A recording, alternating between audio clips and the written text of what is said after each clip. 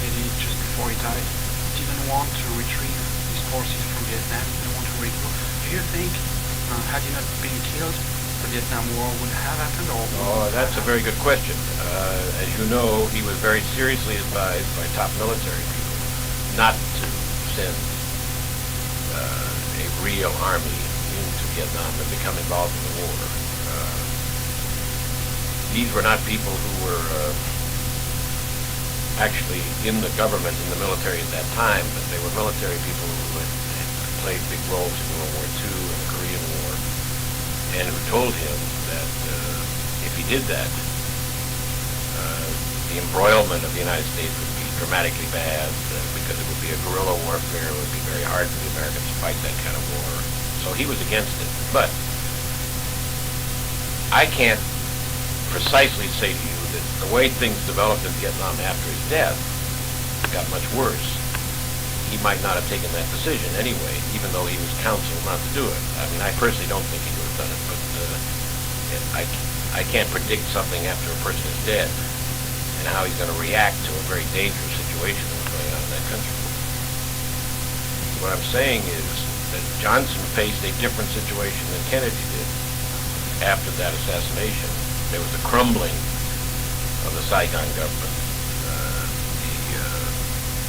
The exterior powers were becoming much more powerful and, about to take over South Vietnam.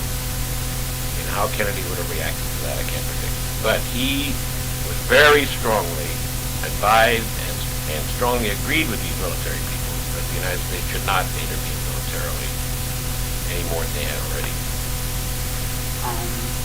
Did you know Vice President Johnson personally? Of course, I was his press secretary as well.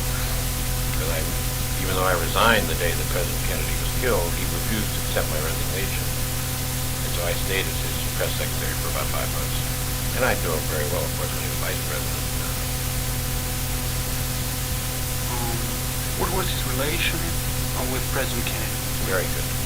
Excellent. I mean, that was interesting because we had lots of discussions during the time I worked with him in the White House, and he had nothing but praise for John Kennedy.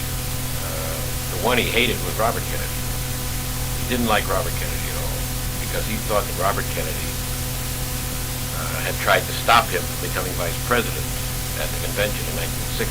I explained to him that he was 180 degrees wrong because it was Robert Kennedy who had the idea of making him the vice presidential candidate. I was in his room when it happened,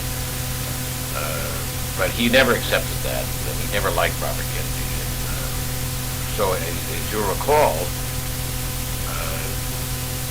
when we got to the 1964 election, it was clear that the man who was going to be named by the party as vice presidential candidate would have been Robert Kennedy. And Johnson put out a statement saying that none of his cabinet members could be vice president.